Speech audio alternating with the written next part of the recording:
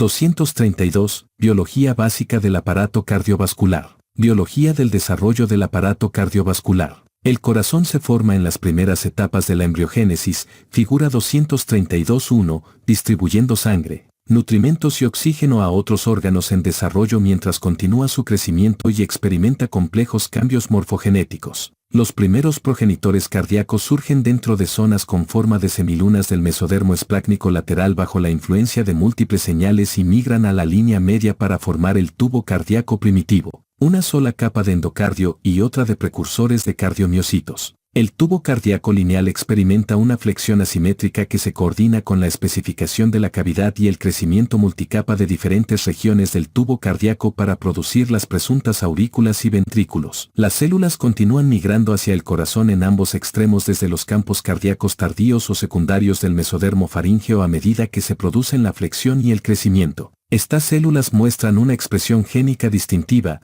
por ejemplo, islote 1, y una fisiología particular, por ejemplo, el manejo del calcio, que contribuyen en algunas áreas distintivas del corazón adulto, incluidos la aurícula derecha y el ventrículo derecho. Los diferentes orígenes embrionarios de las células de los ventrículos derecho e izquierdo podrían ayudar a explicar por qué algunas formas de cardiopatías congénitas y del adulto afectan a estas regiones del corazón en distintos grados. Después de la flexión y la formación de las cavidades, una serie de fenómenos morfogenéticos dividen los lados izquierdo y derecho del corazón, separan las aurículas de los ventrículos y forman la aorta y la arteria pulmonar a partir del tronco arterioso. Las válvulas cardíacas se forman entre las aurículas y los ventrículos y entre los ventrículos y los vasos de salida. Al principio del desarrollo, la capa única de células miocárdicas secreta una matriz extracelular rica en ácido hialurónico, o jalea cardíaca, que se acumula dentro de los cojines endocárdicos, precursores de las válvulas cardíacas.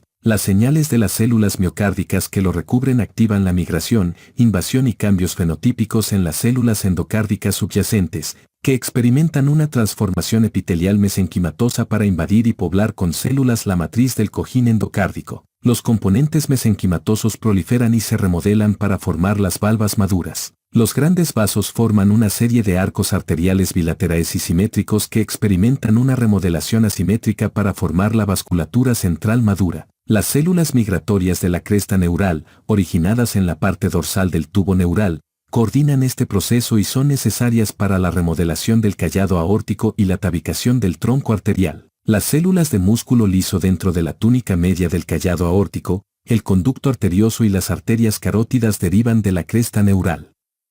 En cambio, el músculo liso de la aorta descendente surge del mesodermo de la placa lateral y el músculo liso de la parte proximal se origina en el segundo campo cardíaco. Las células de la cresta neural son sensibles a la vitamina A y al ácido fólico. Las cardiopatías congénitas que implican una remodelación anormal del arco aórtico se ha asociado con deficiencias maternas de estas vitaminas. Los orígenes embrionarios compartidos de diferentes tipos de células cardiovasculares generan asociaciones sindrómicas entre diversas cardiopatías congénitas y anomalías no cardíacas. La formación de las arterias coronarias requiere la adición de otra población celular más al corazón embrionario.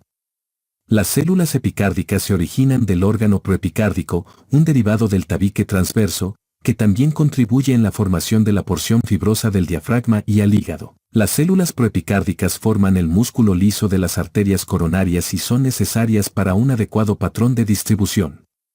Otros tipos de células dentro del corazón, por ejemplo, fibroblastos, también pueden originarse en el proepicardio. El sistema de conducción cardíaca, que genera y propaga los impulsos eléctricos, se diferencia a partir de los precursores de los miocardiocitos. El sistema de conducción está constituido por componentes de conducción lenta, proximales, como los nódulos sinoauricular y auriculoventricular, así como componentes de conducción rápida, distales, incluido el haz de His, sus ramas y las fibras de Purkinje. Los precursores dentro del seno venoso dan origen al nódulo sinoauricular, mientras que los que están dentro del conducto aurículo-ventricular maduran en tipos celulares heterogéneos que componen el nódulo aurículo-ventricular. La llamada conducción decremental a través del nódulo aurículo-ventricular retrasa los impulsos eléctricos entre las aurículas y los ventrículos, mientras que el sistema de conducción distal conduce rápidamente el impulso por los ventrículos. Cada compartimiento del sistema de conducción expresa distintas proteínas de unión gap y conductos iónicos que caracterizan los destinos distintivos de las células y sus propiedades eléctricas. Los efectos en el desarrollo del sistema de conducción pueden generar trastornos electrofisiológicos clínicos,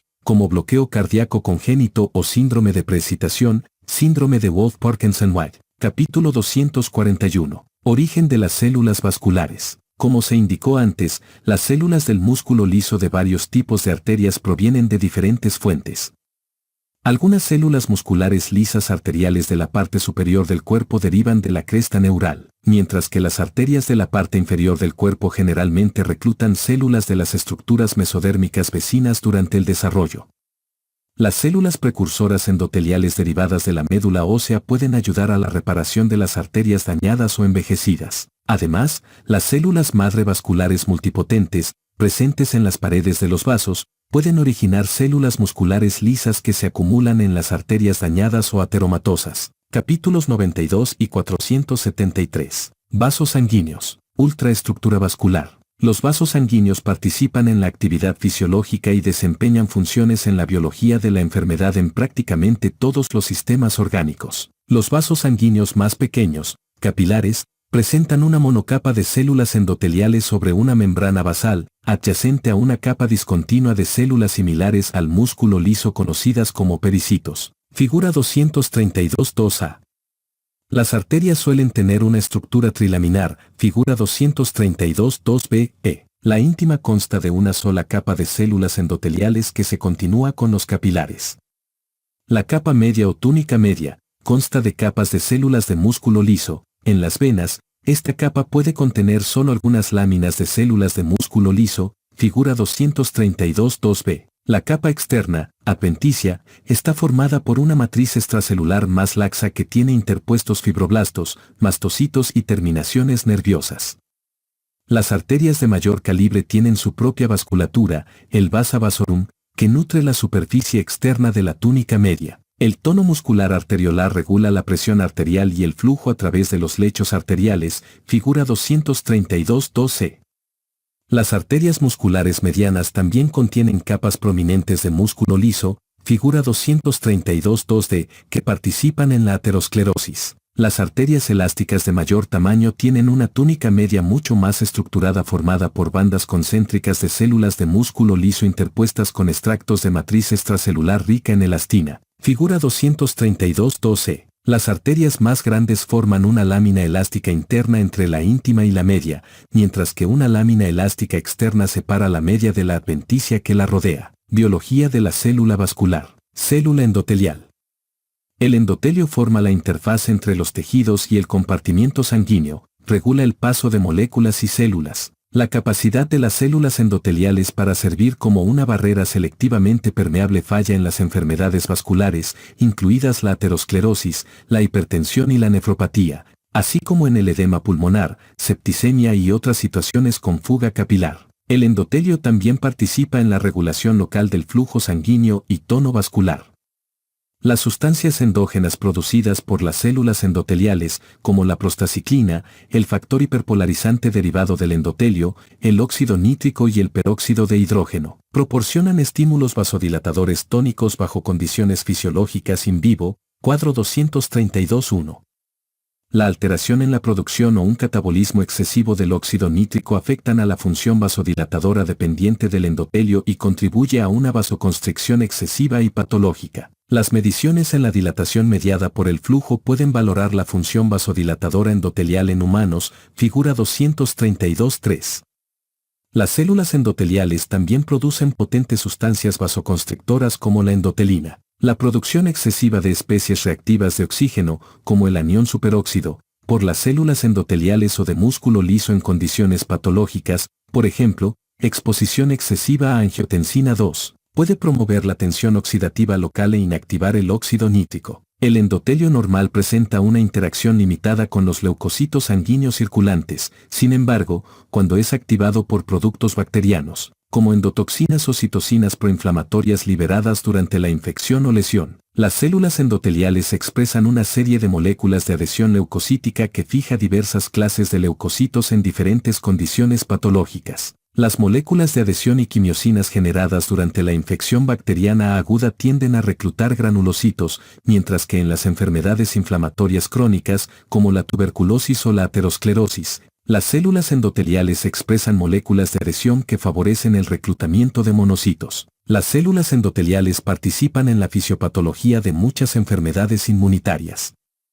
La lisis de células endoteliales mediada por complemento representa un ejemplo de lesión de los tejidos mediada por factores inmunitarios. La presentación de antígenos del complejo de histocompatibilidad ajenos por parte de las células endoteliales en los aloinjertos de órganos sólidos favorecen la arteriopatía en el aloinjerto, mientras que la lesión endotelial mediada por mecanismos inmunitarios también participa en la púrpura trombocitopénica trombótica o en el síndrome hemolítico urémico. El endotelio también regula el equilibrio entre la trombosis y la hemostasia mediante un conjunto de vías reguladoras. Cuando se activan por citocinas inflamatorias, endotoxinas bacterianas o angiotensina 2, por ejemplo, las células endoteliales pueden producir cantidades sustanciales del principal inhibidor de la fibrinólisis, el inhibidor 1 del activador del plasminógeno. Por tanto, en circunstancias patológicas, la célula endotelial puede favorecer la acumulación local de trombo en lugar de combatirlo.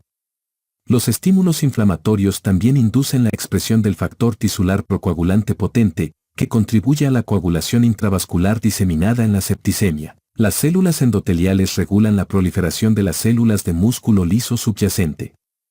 Por ejemplo, el glucosaminoglicano de heparansulfato elaborado por las células endoteliales inhibe la proliferación del músculo liso, en presencia de lesión. Las células endoteliales generan factores de crecimiento y compuestos quimiotácticos, como el factor de crecimiento derivado de las plaquetas, que induce la migración y proliferación de células de músculo liso vascular. La alteración de la regulación de estas moléculas estimuladoras del crecimiento puede favorecer la acumulación de músculo liso en las lesiones ateroscleróticas. Célula de músculo liso vascular. La contracción y relajación de las células de músculo liso vascular en las arterias musculares determina la presión arterial y, por tanto, el flujo sanguíneo y la poscarga experimentada por el ventrículo izquierdo. Ve hacia adelante. El tono vasomotor de las venas regula la capacitancia del árbol venoso e influye en la precarga ventricular.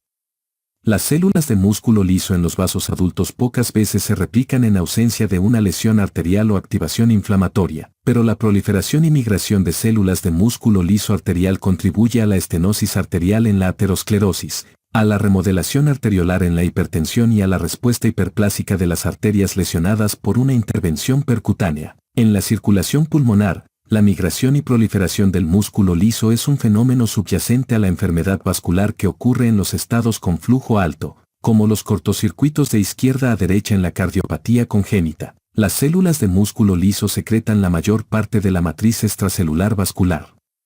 La producción excesiva de colágeno y glucosaminoglicanos contribuye al remodelamiento y a la alteración de la biomecánica y la fisiología de las arterias afectadas por la hipertensión o la aterosclerosis. En arterias elásticas más grandes, como la aorta, la capacidad para almacenar energía cinética de la sístole favorece la perfusión tisular durante la diástole. La rigidez arterial que conlleva el envejecimiento o las enfermedades, manifestada por una mayor presión diferencial, incrementa la poscarga del ventrículo izquierdo y es señal de un pronóstico desfavorable. Al igual que las células endoteliales, las células de músculo liso vascular no solo responden a estímulos vasomotores o inflamatorios producidos por otros tipos de células, sino que ellas mismas pueden generar estos estímulos. Por ejemplo, cuando se exponen a estímulos proinflamatorios, las células de músculo liso producen citocinas y otros mediadores que impulsan la trombosis y la fibrinólisis, además de la proliferación, contracción de la célula muscular lisa vascular. Las células de músculo liso vascular se contraen cuando la concentración citoplásmica de calcio aumenta debido a la entrada a través de la membrana y a la liberación activada de las reservas intracelulares de calcio. Figura 232.4. En las células vasculares de músculo liso, los conductos de calcio tipo L dependiente de voltaje se abren con la despolarización de la membrana. Los cambios locales en la concentración intracelular de calcio, llamados chispas de calcio, pueden desencadenar la liberación de las reservas intracelulares, lo que genera una mayor contracción y un mayor tono vascular. Ve hacia adelante. Las corrientes opuestas contrarrestan los efectos de los flujos iónicos individuales, lo que favorece la homeostasis, estrechamente regulada por influencias neurales y metabólicas. Los agonistas bioquímicos también incrementan la concentración intracelular de calcio mediante la activación de la fosfolipasa C dependiente de receptor con hidrólisis del fosfatidilinositol 4,5, difosfato y generación de diacilglicerol e inositol 1,4,5, trifosfato. Estos derivados del lípido de membrana, a su vez, activan la proteína sinasa C e incrementan la concentración intracelular de calcio. Además, el inositol 1,4,5 trifosfato se une a su receptor específico que se encuentra en la membrana del retículo sarcoplásmico e incrementa la salida de calcio hacia el citoplasma. La contracción de las células de músculo liso vascular depende sobre todo de la fosforilación de las cadenas ligeras de miosina, que en estado de reposo, reflejan el equilibrio entre las acciones de las sinasas y fosfatasas. El calcio activa la sinasa de la cadena ligera de miosina a través de la calmodulina, lo que incrementa la actividad de la trifosfatasa de adenosina de la miosina e intensifica la contracción. Por el contrario, la fosfatasa de la cadena ligera de miosina reduce la actividad de la trifosfatasa de adenosina de miosina y la fuerza contráctil. Otras combinaciones sinasa-fosforilasa producen una red reguladora compleja que refina el tono vascular y lo relaciona con los requerimientos fisiológicos. Control del tono de la célula de músculo liso vascular.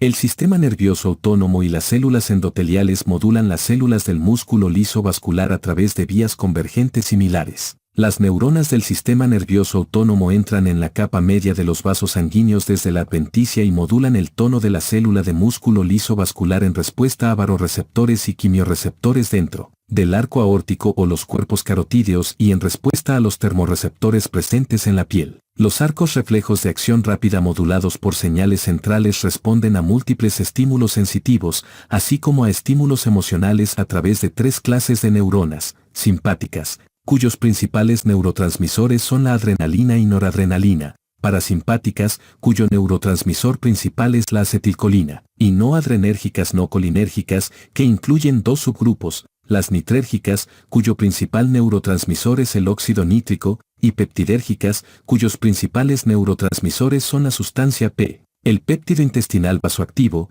el péptido relacionado con el gen de la calcitonina y una molécula no peptídica, el trifosfato de adenosina. Cada uno de estos neurotransmisores actúa a través de receptores específicos en la célula de músculo liso vascular para modular el calcio intracelular y, en consecuencia, el tono contráctil. La noradrenalina activa los alfa receptores y la adrenalina activa los alfa y beta receptores en la mayor parte de los vasos sanguíneos. La noradrenalina activa los alfa-1 receptores que se encuentran distales a la unión en las arterias grandes y los alfa-2 receptores en las arterias pequeñas y las arteriolas, lo que desencadena vasoconstricción. La mayor parte de los vasos sanguíneos expresan receptores beta-2 adrenérgicos en sus células de músculo liso vascular y responden a los beta-agonistas mediante la relajación dependiente de adenosín monofosfato cíclico. La acetilcolina liberada por las neuronas parasimpáticas se une a los receptores muscarínicos en las células de músculo liso vascular para producir relajación de los vasos. Las neuronas nitrérgicas liberan óxido nítrico,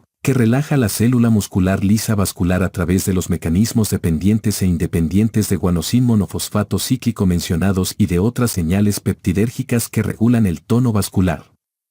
En el capítulo 432 se describe la fisiología molecular del sistema nervioso autónomo. La liberación de efectores endoteliales del tono de las células musculares lisas vasculares, figuras 232.2 y 232.3, integra estímulos mecánicos, fuerza en cizalla, tensión cíclica, etc., y bioquímicos, agonistas purinérgicos, muscarínicos y peptidérgicos. Además de estos moduladores paracrinos locales, un complejo sistema de moduladores circulantes que van desde noradrenalina hasta los péptidos natriuréticos, también modulan el tono de las células musculares lisas vasculares. Regeneración vascular. El crecimiento de nuevos vasos sanguíneos puede ocurrir en respuesta a trastornos como hipoxia crónica o isquemia de los tejidos. Los factores del crecimiento, entre los que se incluyen el factor de crecimiento endotelial vascular y formas del factor de crecimiento de fibroblastos, activan una cascada de señales que estimula la proliferación endotelial y la formación de estructuras tubulares, definida como angiogénesis. Las moléculas guía, que incluyen moléculas de la familia de péptidos secretados por semaforina, dirigen el patrón de los vasos sanguíneos al atraer o repeler las células endoteliales nuevas. El desarrollo de redes vasculares colaterales en el miocardio isquémico, un ejemplo de angiogénesis, puede deberse a la activación selectiva de células progenitoras endoteliales locales o circulantes. En condiciones normales, la arteriogénesis verdadera o el desarrollo de un nuevo vaso sanguíneo que incluya las 3 capas celulares no ocurre en los mamíferos adultos. Aunque los avances científicos recientes podrían ayudar a obviar tales limitaciones, capítulos 92 y 473. Fundamentos celulares de la contracción cardíaca. Ultraestructura cardíaca. La mayor parte de la masa ventricular está compuesta por miocardiocitos, que suelen medir 60 a 140 microgramos de largo y 17 a 25 microgramos de ancho, figura 232.5a. Cada célula contiene múltiples miofibrillas que discurren a lo largo de la célula y están compuestas por una serie de sarcómeros repetidos. El citoplasma entre las miofibrillas contiene otros elementos celulares, como un núcleo situado en el centro, mitocondrias y el sistema de membranas intracelular, el retículo sarcoplásmico. La sarcómera, unidad estructural y funcional de la contracción, se encuentra entre 2 líneas Z adyacentes, que son bandas oscuras de repetición, aparentes en el microscopio electrónico de transmisión. La distancia entre las líneas Z varía según el grado de contracción o estiramiento del músculo y fluctúa entre 1.6 y 2.2 microgramos. En el centro de la sarcómera se encuentra una banda oscura de longitud constante, 1.5 microgramos, la banda A, que es flanqueada por 2 bandas claras, las bandas I, las cuales tienen una longitud variable. La sarcómera del músculo cardíaco, como la del músculo esquelético, consiste en miofilamentos gruesos y delgados intercalados. Los filamentos más gruesos, compuestos principalmente por miosina, atraviesan la banda A, tienen un diámetro de casi 10 nanómetros, 100 angstroms, con extremos convergentes. Los filamentos más delgados, que constan principalmente de actina, transcurren desde la línea Z a través de la banda y hacia la banda A, tienen un diámetro aproximado de 5 nanómetros, 50 angstroms, y una longitud de 1 microgramo. Por consiguiente, los filamentos gruesos y los delgados se superponen solo dentro de la banda A, oscura, mientras que la banda I, clara, solo contiene filamentos delgados. En el examen con microscopio electrónico pueden observarse puentes que se extienden entre los filamentos gruesos y delgados dentro de la banda A. Estas son cabezas de miosina, ve hacia adelante, unidas a filamentos de actina. Proceso contráctil. El modelo de filamento deslizante de la contracción muscular se basa en la observación fundamental de que tanto los filamentos gruesos como los delgados tienen una longitud global constante durante la contracción y la relajación. Con la activación, los filamentos de actina son impulsados hacia la banda A. En el proceso, la banda A permanece con una longitud constante, mientras que la banda I se acorta y las líneas Z se desplazan entre sí. La molécula de miosina es una proteína fibrosa compleja y asimétrica con un peso molecular de casi 500.000 daltons. Tiene una porción en forma de bastón con una longitud de unos 150 nanómetros, 1500 angstroms, y una porción globular, cabeza, en su extremo. Estas porciones globulares de la miosina forman los puentes entre las moléculas de miosina y actina y son el sitio de la actividad de la adenosintrifosfatasa. Al formar el miofilamento grueso, que consta de casi 300 moléculas de miosina dispuestas en forma longitudinal, los segmentos en forma de bastón de la molécula de miosina se depositan de modo ordenado, de manera polarizada, dejando las porciones globulares proyectadas hacia afuera de manera que pueden interaccionar con la actina para generar fuerza y acortamiento, figura 232-5b. La actina tiene un peso molecular de casi 47.000 daltons. El filamento delgado consta de una hélice doble de 2 cadenas de moléculas de actina envueltas entre sí en una molécula más grande, la tropomiosina.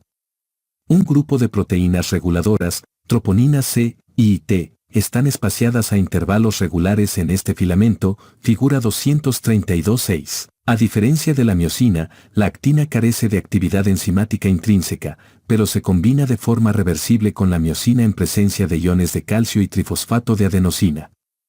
Este activa la adenosintrifosfatasa de la miosina, que a su vez desdobla trifosfato de adenosina, la fuente de energía para la contracción, figura 232.6. La actividad de la adenosintrifosfatasa de la miosina determina la rapidez de formación y desdoblamiento de los puentes cruzados de actomiosina y finalmente, la velocidad de la contracción muscular.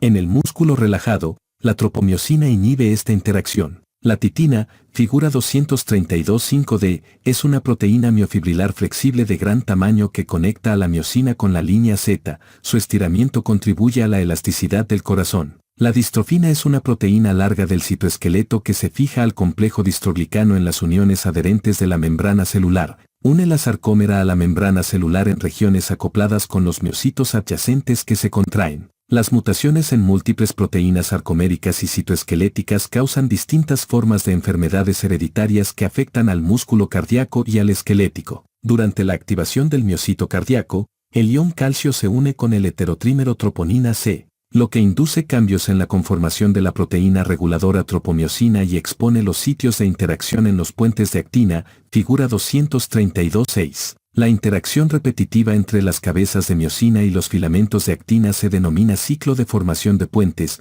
lo cual origina deslizamiento de la actina a lo largo de los filamentos de miosina, ocasionando por último un acortamiento muscular o generación de tensión o ambos fenómenos a la vez. La separación del trifosfato de adenosina disocia luego el puente de miosina de la actina. En presencia de trifosfato de adenosina, figura 232.6, los filamentos de actina y miosina se unen y separan de forma cíclica si existe suficiente ion calcio. Estas relaciones cesan cuando el ion de calcio cae por debajo de una concentración crítica y el complejo troponina-tropomiosina inhibe una vez más las interacciones entre actina y miosina. Figura 232.7. El calcio intracitoplásmico es el mediador principal del estado inotrópico del corazón. La mayoría de los fármacos que estimulan la contractilidad miocárdica, estímulos inotrópicos positivos, incluidos los glucósidos digitálicos y los agonistas beta-adrenérgicos, aumentan el ion de calcio citoplásmico, lo que activa los ciclos en los puentes cruzados.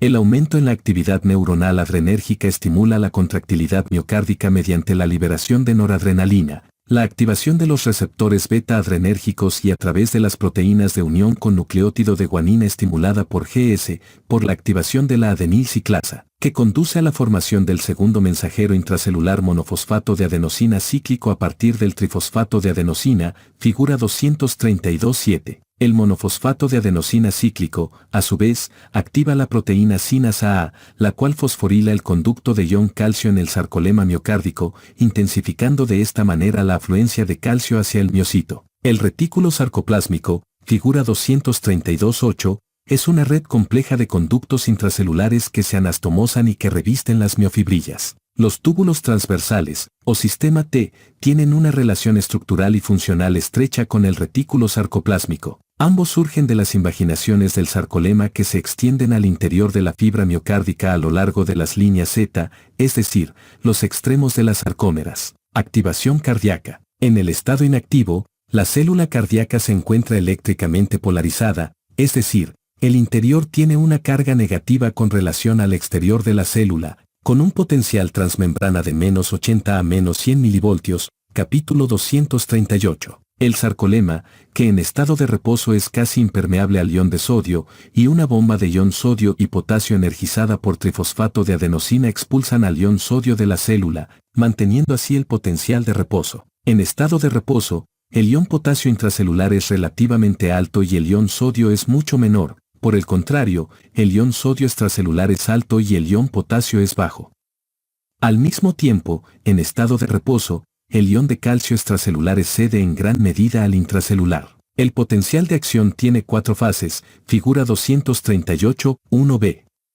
Durante la meseta del potencial de acción, fase 2, hay una corriente lenta hacia adentro a través de los conductos de ion calcio tipo L del sarcolema, figura 232.8. La corriente de despolarización no solo se extiende a través de la superficie de la célula sino que penetra en la parte profunda a través del sistema tubular T ramificado. La cantidad absoluta de ion calcio que atraviesa el sarcolema y el sistema T es relativamente pequeña y por sí misma es insuficiente para desencadenar la activación completa del aparato contráctil. Sin embargo, esta corriente de ion calcio, a través de liberación de ion calcio inducida por ion calcio, desencadena una liberación sustancial de ion calcio del retículo sarcoplásmico, lo que induce la contracción. El ion de calcio es liberado del retículo sarcoplásmico a través de un conducto de liberación de ion calcio, una isoforma cardíaca del receptor de rianodina.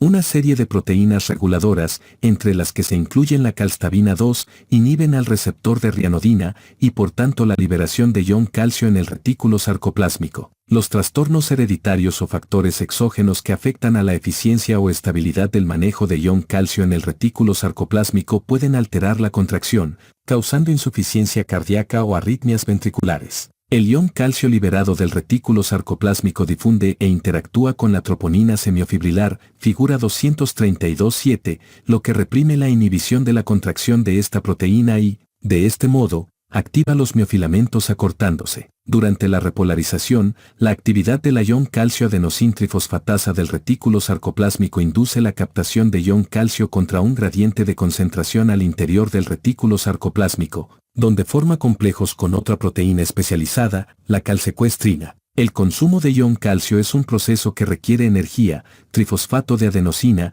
y que reduce el ion calcio citoplásmico a un nivel que inhibe las interacciones de actomiosina y produciendo la relajación miocárdica. Asimismo, hay un intercambio de ion calcio por ion sodio en el sarcolema, figura 232.8, que reduce los niveles de ion calcio citoplasmático. El control adicional de la compartimentalización del ion calcio proviene de la fosforilación de proteína sinasa A dependiente del monofosfato de adenosina cíclico de la proteína del retículo sarcoplásmico fosfolambano, lo que permite la activación de ion calcio adenosintrifosfatasa del retículo sarcoplásmico que aumenta la captación de ion calcio en el retículo sarcoplásmico y acelera la relajación, así como la carga del retículo sarcoplásmico con ion calcio para una liberación posterior y finalmente la contracción. Así, la combinación de la membrana celular, los túbulos transversales y el retículo sarcoplasmático, con su capacidad para transmitir el potencial de acción y para liberar y luego volver a acumular ion calcio, desempeñan una función importante en la contracción y relajación rítmica del músculo cardíaco. Las alteraciones genéticas o farmacológicas de cualquier componente, sin importar la causa, puede alterar cualquiera de las funciones de este adecuado sistema. Control del funcionamiento y el gasto cardíacos. El grado de acortamiento del músculo cardíaco y, por tanto, del volumen sistólico ventricular en un corazón intacto, depende de tres influencias importantes. 1. La longitud del músculo al inicio de la contracción, es decir, la precarga. 2. La tensión que debe generar el músculo durante la contracción, es decir, la poscarga. Y 3. La contractilidad del músculo, es decir, la magnitud y la velocidad de acortamiento a una determinada precarga y poscarga. Los principales factores que determinan la precarga, la poscarga y la contractilidad se muestran en el cuadro 232.2. Importancia de la longitud muscular, precarga. La precarga determina la longitud de las sarcómeras al inicio de la contracción. La fuerza contráctil es óptima en longitudes específicas de la sarcómera, cerca de 2.2 microgramos, en las que la sensibilidad del miofilamento al ion calcio es la óptima, y en la que las interacciones entre los miofilamentos y la activación de la contracción son más eficientes.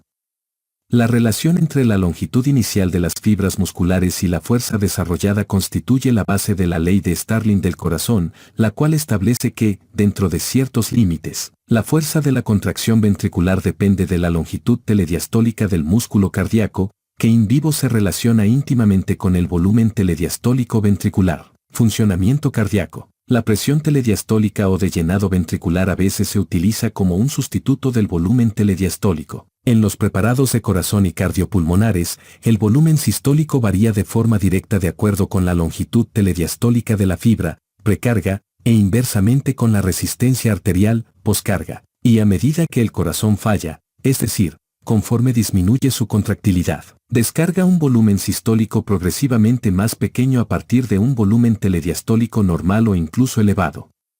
La relación entre la presión telediastólica ventricular y el trabajo sistólico del ventrículo, la curva de función ventricular, proporciona una definición útil del nivel de contractilidad cardíaca en el organismo intacto. Un incremento en la contractilidad se acompaña de un desplazamiento en la curva de la función ventricular hacia arriba y a la izquierda, mayor trabajo sistólico a cualquier nivel de presión telediastólica ventricular o menor volumen telediastólico a cualquier nivel de trabajo sistólico, mientras que un desplazamiento hacia abajo y a la derecha caracteriza a la depresión de la contractilidad, figura 232.9. Poscarga ventricular. En el corazón intacto, al igual que en el músculo cardíaco ex vivo, La magnitud y velocidad de acortamiento de las fibras del músculo ventricular a cualquier nivel de precarga y de contractilidad miocárdica guardan una relación inversa con la poscarga, es decir, la carga que se opone al acortamiento. En el corazón intacto, la poscarga se define como la tensión desarrollada en la pared ventricular durante la eyección. La poscarga está determinada por la presión aórtica y así como por el volumen y el espesor de la cavidad ventricular. La ley de Laplace establece que la tensión de la fibra miocárdica es el producto de la presión ventricular intracavitaria y el radio ventricular dividido entre el espesor de la pared.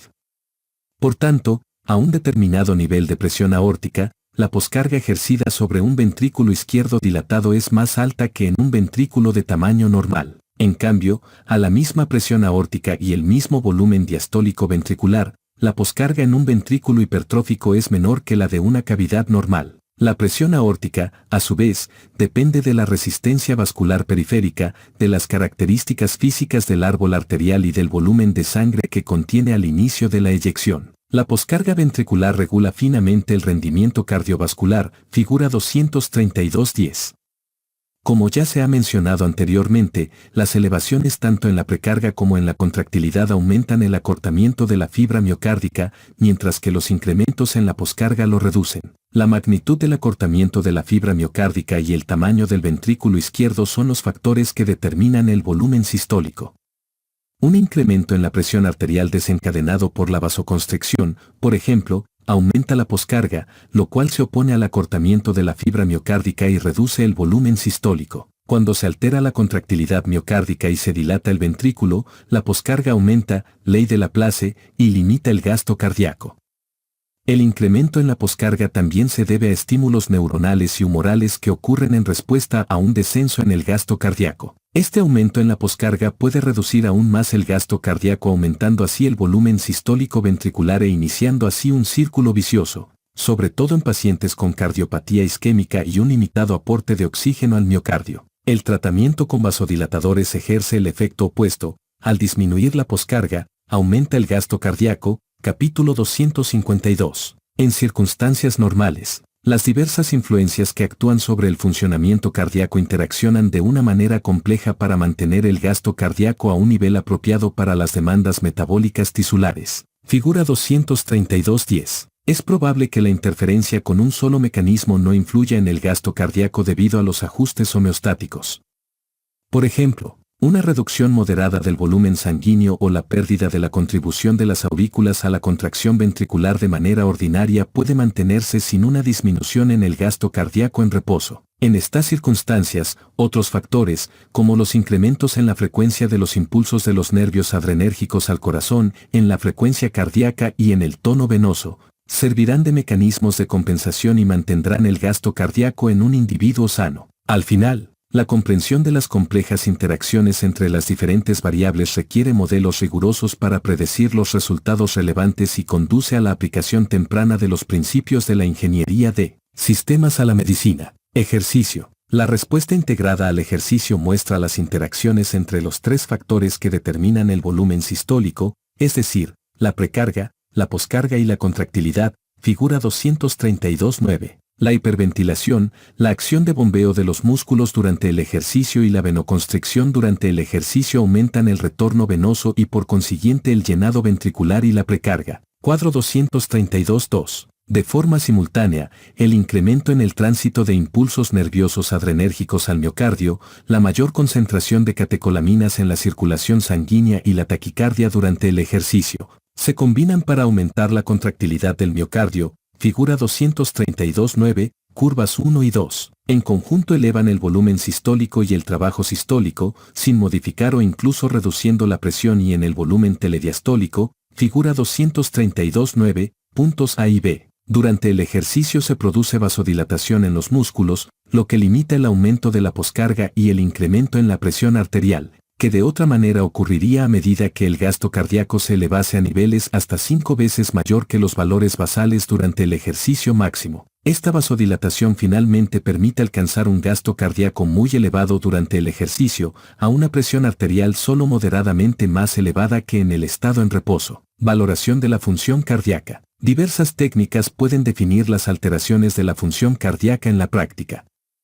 El gasto cardíaco y el volumen por latido pueden disminuir en presencia de insuficiencia cardíaca, pero estas variables a menudo están en límites normales, en especial en reposo. Un índice un poco más sensible del funcionamiento cardíaco es la fracción de expulsión, es decir, el cociente de volumen sistólico a volumen telediastólico, valor normal igual a 67 más menos 8%, el cual a menudo está reducido en la insuficiencia cardíaca sistólica, aun cuando el volumen sistólico en sí es normal. Como alternativa, la elevación anormal en el volumen telediastólico ventricular, valor normal igual a 75 más menos 20 mililitros por metro cuadrado, o el volumen telesistólico, valor normal igual a 25 más menos 7 mililitros por metro cuadrado, reflejan alteración en la función sistólica del ventrículo izquierdo. Las técnicas no invasivas, en particular la ecocardiografía, la gammagrafía y la resonancia cardíaca, capítulo 236, son de gran utilidad en la valoración clínica de la función miocárdica. Permiten determinar los volúmenes telesistólico y telediastólico,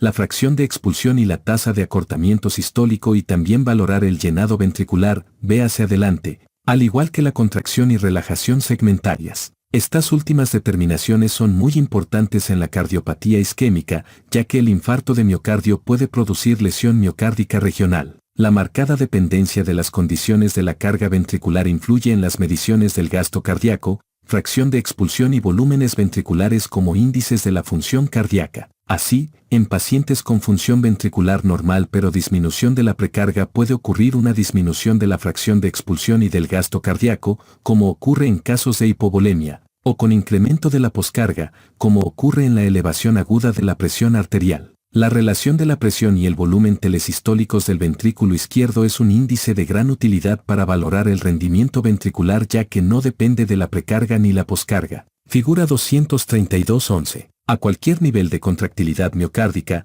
el volumen telesistólico del ventrículo izquierdo varía inversamente con la presión telesistólica, a medida que disminuye la contractilidad.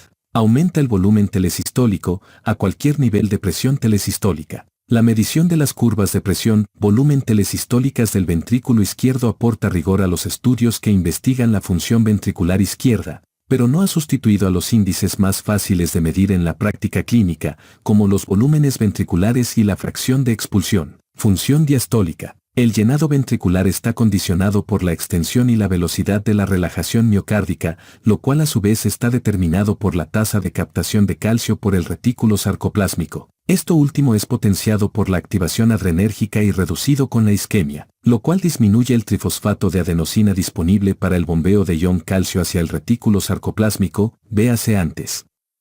La rigidez de la pared ventricular también impide el llenado. La rigidez ventricular aumenta con la hipertrofia y con trastornos que infiltran el ventrículo, como la sustancia amiloide o por una limitación extrínseca, por ejemplo, compresión pericárdica. Figura 232.12. El llenado ventricular se puede valorar mediante la determinación continua de la velocidad del flujo a través de la válvula mitral utilizando la ecografía Doppler. En condiciones normales, la velocidad de la afluencia es más rápida en la protodiástole que durante la sístole auricular. En caso de alteraciones leves a moderadas en la relajación, disminuye la tasa de llenado protodiastólico, en tanto que aumenta la tasa de llenado presistólico. Conforme se altera más el llenado, sobreviene un patrón de pseudonormalidad y el llenado ventricular incipiente se vuelve más rápido a medida que aumenta la presión de la aurícula izquierda. Metabolismo cardíaco. El corazón requiere un suministro constante de energía, trifosfato de adenosina, no solo para mantener la contracción mecánica, sino también para conservar la homeostasis iónica y bioquímica. El desarrollo de la tensión, la frecuencia de contracción y el nivel de contractilidad miocárdica son los principales factores que determinan las necesidades energéticas sustanciales del corazón y hacen que sus requerimientos de oxígeno asciendan a aproximadamente el 15% de los de todo el organismo. La mayor parte de la producción de trifosfato de adenosina depende de la oxidación de los sustratos de glucosa y ácidos grasos libres. Los ácidos grasos libres del miocardio derivan de los que se encuentran en la circulación sanguínea, los cuales se generan sobre todo por la lipólisis del tejido adiposo, mientras que la glucosa del miocito se obtiene del plasma y de la degradación de las reservas de glucógeno de la célula, glucogenólisis. Estas dos fuentes principales de acetilcoenzima A en el músculo cardíaco varían de forma recíproca. La glucosa se degrada en el citoplasma hasta un producto de 3 carbonos, el piruvato, que pasa a las mitocondrias, donde se metaboliza hasta un fragmento de 2 carbonos, la acetilcoenzima A, y se oxida. Los ácidos grasos libres se convierten a acetilcoenzima A en el citoplasma y acetilcoenzima A en la mitocondria.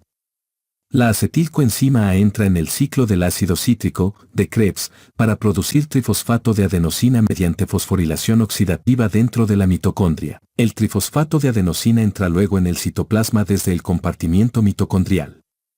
El difosfato de adenosina intracelular, que se produce por la degradación de trifosfato de adenosina, intensifica la producción mitocondrial de trifosfato de adenosina. En estado de ayuno, en reposo, las concentraciones de ácidos grasos libres en la circulación sanguínea y su captación por el miocardio son elevadas y constituyen la principal fuente de acetilcoenzima A, cerca de 70%. En el estado de alimentación, con elevación de la glucemia y la insulina, aumenta la oxidación de la glucosa y disminuye la oxidación de ácidos grasos libres. El aumento del trabajo cardíaco, la administración de medicamentos inotrópicos, la hipoxia y la isquemia leve son factores que intensifican la captación de glucosa por el miocardio. La producción de glucosa como resultado de la glucogenólisis y el metabolismo de glucosa en piruvato, glucólisis. En cambio, la estimulación beta-adrenérgica, como ocurre durante el estrés, aumenta las concentraciones circulantes y el metabolismo de los ácidos grasos libres a favor de la glucosa. La isquemia grave inhibe la enzima citoplasmática piruvato deshidrogenasa y, a pesar de la degradación del glucógeno y la glucosa,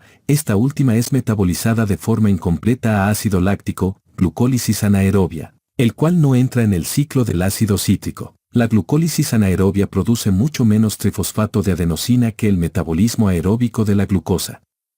Las elevadas concentraciones de ácidos grasos libres en la circulación sanguínea, que pueden presentarse cuando la estimulación adrenérgica se superpone a la isquemia grave, disminuyen la fosforilación oxidativa y también producen pérdida de trifosfato de adenosina. El contenido miocárdico de trifosfato de adenosina disminuye y se altera la contracción miocárdica.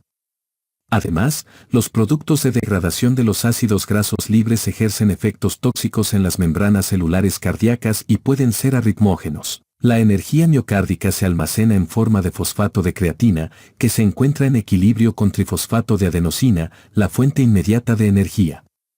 En estados de disminución de disponibilidad de la energía, disminuyen primero las reservas de fosfato de creatina. La hipertrofia cardíaca, la fibrosis, la taquicardia, el aumento en la tensión de la pared como resultado de la dilatación ventricular y el incremento en los iones de calcio intracitoplasmáticos contribuyen al aumento de las necesidades energéticas del miocardio. Cuando se combina una disminución en la reserva del flujo coronario, como en el caso de una obstrucción de las arterias coronarias o anomalías de la microcirculación coronaria, ocurre un desequilibrio en la producción de trifosfato de adenosina por el miocardio en relación con la demanda y la isquemia resultante puede empeorar o causar insuficiencia cardíaca. Tejido cardíaco en regeneración. Hasta hace muy poco, las células miocárdicas de los mamíferos adultos se consideraban completamente diferenciadas y sin potencial de regeneración.